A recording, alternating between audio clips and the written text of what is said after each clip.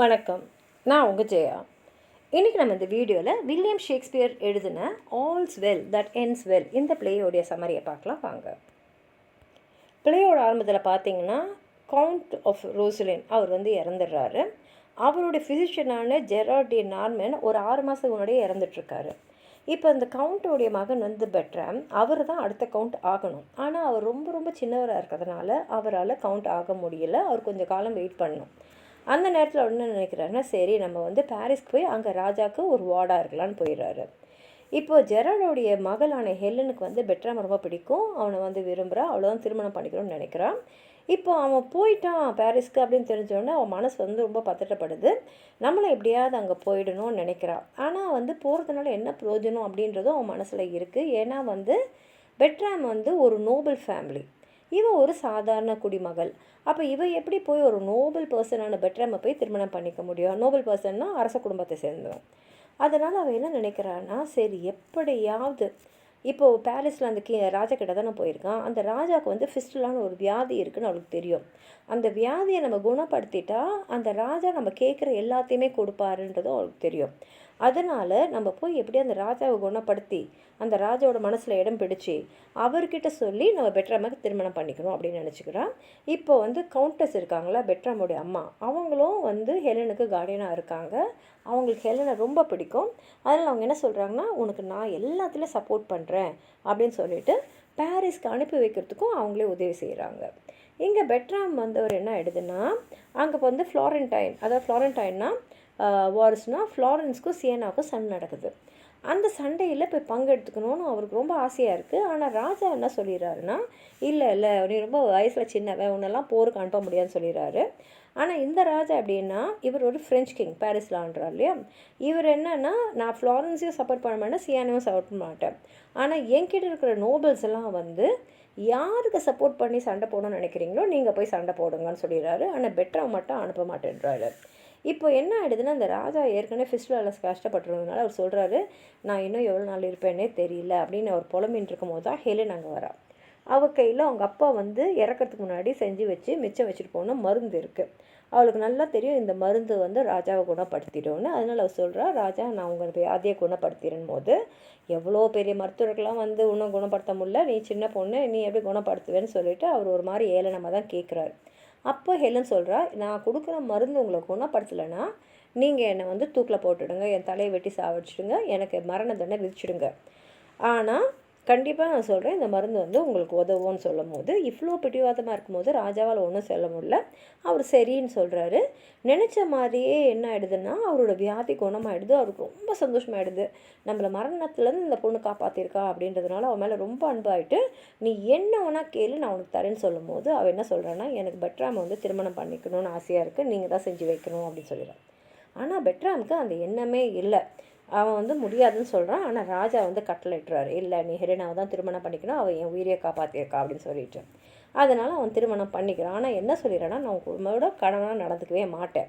அப்போது அந்த சட்டப்படி தப்பு. ஏன்னா கணவன் மனைவியாக இருக்கும் போது அவன் கடமையை செஞ்சு ஆகணும். அதே சமயத்தில் அவன் என்ன சொல்கிறான்னா, உன் மேலே எனக்கு எப்போ அன்பு வரும்னா, என்னுடைய குழந்தைய நீ உன்னுடைய வயிற்றில் சுமக்கணும், என் மோதிரம் உன் கையில் இருக்கணும்னு. இப்போ அதெல்லாம் அவன் தரலை. ஆனால் எப்படி அவன் குழந்தை வயிற்றில் வரும் அப்படி சொல்லிவிட்டு அவன் என்ன பண்ணிடுறான்னா, நான் ஃப்ளாரன்ஸில் போய் சண்டை போட போகிறேன்னு சொல்லிட்டு போயிட்டான். ஏன்னா இப்போ அவனுக்கு திருமணம் ஆகிடுச்சு இல்லையா. அதோட ராஜா கட்டாயப்படுத்தி திருமணம் வேறு பண்ணி வச்சுருக்காரு. அவர் பேச்சா பதில் கேட்டிருக்கான். இப்போ ஹெலன் இதை எதிர்பார்க்கவே இல்லை. ஏன்னா கல்யாணம் ஆகிட்டா அவர் நம்ம மேலே ஆசையாக இருப்பார்னு நினச்சிருக்கான். அப்புறம் இதை கேள்விப்பட்ட கவுண்டர்ஸும் இன்றைக்கி பெட்ராம் என் மகனே கிடையாது, ஹெலன் தான் என் குழந்தை அப்படின்னு சொல்கிற அளவுக்கு அவங்களும் அவன் மேலே கோவமாயிடுறாங்க. ஹெலன் இப்போ என்ன பண்ணுறான்னா, சரி கணவர் போயிருக்கார் இல்லையா, நம்மளும் ஃப்ளாரன்ஸ்க்கே போயிடலான்னு சொல்லிட்டு அங்கே போயிடுறான். போயிட்ட அப்புறம் அவளே தான் இறந்துட்டு தான் ஒரு செய்தியை பரப்பிட்டு ஒரு பில்கிரிமாக மாறு வேஷத்தில் அங்கே இருக்கா. அவளுடைய தோழர்களாக ஒரு விதவையும் அவங்களுடைய மகளும், மரியானான்றது விதவையோட பேர், டயனான்றது அந்த பொண்ணுடைய பேர், அவங்க அங்கே வராங்க. அப்போ தான் இவளுக்கு ஒன்று தெரியுது. அதாவது பெட்ராம் டயனாவை ஒரு அவளோட பழகிறதுக்கு முயற்சி பண்ணிகிட்ருக்கான்னு. இப்போ பெட்ராம் போரில் ரொம்ப அருமையாக பண்ணி அந்த டியூக் ஆஃப் ஃப்ளாரன்ஸ் அவர் ரொம்ப பாராட்டுற அளவுக்கு முன்னேறிடுறான்.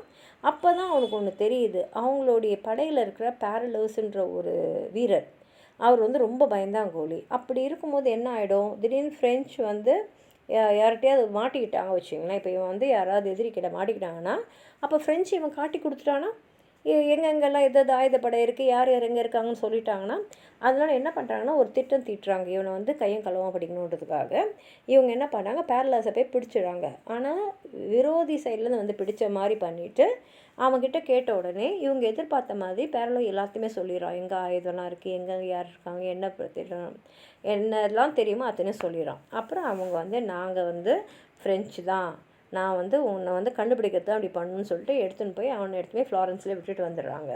இப்போ ஃப்ளாரன்ஸில் வந்து என்ன ஆகிடுதுன்னா, டயனாவோட அவன் பெட்ராம் வந்து நெருங்கி பழக்க பார்க்குறான் இல்லையா. இப்போ அவன் நினச்ச மாதிரியே டயனா வந்து அவனோட பழக ஆரம்பிச்சிட்டான். ஆனால் அவனுக்கு தெரியாத விஷயம் என்னென்னா, டயனா கிட்ட பெட்ராமோட பழகுன்னு சொன்னது அவளோட அம்மாவும் ஹெலனும் தான். ஏன்னா அவங்களுக்குள்ள ஒரு திட்டம் இருக்குது. இப்போ வந்து பெட்ராம் வந்து டயனோட ரொம்ப பழகிட்டு, நான் வந்து உன்னோட நெருக்கமாக ஒரு கணவர் மாதிரி இருக்கணும்னு சொல்லிடுறான். அவளை சரி நீ வா, இந்த நேரத்துக்கு இந்த இடத்துக்கு வான்னு சொல்லிடுறான். ஆனால் இந்த திட்டத்தை தீட்டின ஹெலனாவுடைய பிளான் என்னென்னா, இரவில் அந்த இருட்டில் டயனாக்கு பதிலாக ஹெலன் வந்து படுக்கைக்கு வந்துடுவா. அப்போ வந்து அவள் தான் பெட்ராமோட இருப்பாள். இதுதான் அவங்களுடைய திட்டம். அதே மாதிரி நினச்ச மாதிரியே பெட்ராம் அங்கே வரான். டயனா வந்து அவனை வரவேற்றுட்டு அவனை அந்த அறைக்குள்ள அழைச்சின்னு போயிட்டு உள்ளே போகும்போது ஹெலன் போயிடுறா, டயனாவும் தப்பிச்சு போயிடுறான்.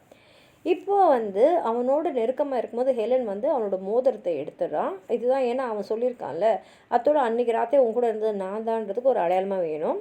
ரெண்டாவது வந்து அவளோட மோதிரத்தையும் அவன்கிட்ட வந்து கிஃப்டாக தரான். அது என்ன மோதிரம்னா, ராஜா வந்து ஹெலனுக்கு அன்பால் கொடுத்த, அவர் நோயை குணப்படுத்தினார் இல்லையா, அந்த டைமில் வந்து அன்பாக அவர் கொடுத்த மோதிரம், அதை தூக்கி அவகிட்ட கொடுத்துறான். இப்போ பெட்ராமுக்கு ரொம்ப சந்தோஷமாயிடுது, டயனாவோட நம்ம நெருக்கமாக இருந்துட்டோன்னு சொல்லிட்டு அவன் நேராக ரோஸ்லனுக்கு வரான். அதாவது நம்ம நினச்சதை சாதிச்சிட்டோன்னு. இப்போது இவன் பின்னாடியே ஹெலன், டயனா அந்த வீடியோலாம் வந்து அவங்களும் ரோஸ்லனுக்கு வராங்க. ஏன்னா வந்து இப்போ அவங்க நினச்சது நிறைவேறிச்சு, அடுத்த கட்டத்துக்கு போகணும் இல்லையா. இங்கே வந்து ரோசலனில் அந்த ராஜாவும் அந்த கவுண்டஸும் வந்து ஹெலன் வந்து இறந்துட்டான்ற செய்தியை கேட்டுட்டு அது உண்மைதான் நினச்சிட்டு அவளுடைய இறப்பை நினச்சி ரொம்ப வருத்தப்பட்டுட்ருக்காங்க. இப்போ அவங்க பெட்ராம் வந்தோடனே அவனை வரவேற்கிறாங்க. இப்போ பெட்ராம் என்ன சொல்கிறான்னா, அவன் வந்து இந்த ராஜாவோடைய இன்னொரு ஆளான லாஃபோ அவருடைய பொண்ணை திருமணம் பண்ணிக்கணும் அப்படின்ற ஆசையை அவன் வெளியிடுறான். ஏன்னா இப்போ ஹெலன் இறந்துட்டால, இவன் யாரோட திருமணம் பண்ணிக்கலாமே, அதனால் ராஜா கிட்ட சொல்கிறான். அப்படி அவன் பேசும்போது ராஜா பார்க்குறாரு, பெட்ராம் வந்து ஹெலனுடைய மோதிரத்தை வந்து போட்டுருக்கான். இந்த கவுண்டஸும் அதை பார்த்துறாங்க. அதில் இவங்க என்ன நினச்சிடறாங்க, ஒருவேளை இவனால தான் ஹெலன் இறந்துட்டாலும் இவன் தான் வந்து ஹெலனை கொண்டு இருப்பானோன்னு நினைக்கும் போது பெட்ராம் இல்லை எனக்கு ஒன்றுமே தெரியாது, இந்த மோதிரத்தை எனக்கு கொடுத்தது வந்து என்ன திருமணம் பண்ணிக்க போகிறேன்ற எண்ணத்தில் இருந்த ஒரு நோபல் விமன் அப்படின்னு பேசும்போதே டயனா அங்கே வந்துடுறா. டயனா வந்து சொல்கிறா, ஆமாம் இவன்கிட்ட நெருங்கி பழகிறேன், ஆனால் நான் வந்து இவனை என்னை அணுக விடலை, அதே சமயத்தில் ஹெலனோட மோதிரத்தை நான் இவன்கிட்ட கொடுக்கல அப்படின்றத சொல்லிடுறான். இது எல்லாருமே குழப்பத்தில் இருக்கும்போது ஹெலனே அங்கே வந்துடுறா. எல்லாருக்கும் ஒரே ஆச்சரியமாக இருக்குது. அப்போ தான் ஹெலன் சொல்கிறா, இல்லை நாங்கள் சொல்லி தான், ஏன்னா இவன் இந்த மாதிரி ஒரு தீய எண்ணத்தோடு தான் டயனோட பழகிறான்றது எங்களுக்கு தெரிஞ்சிடுச்சு, அதனால் நாங்கள் தான் வந்து எங்கள் காரியத்தை நிறைவேற்றிருக்கிறத அப்படி செஞ்சோம்.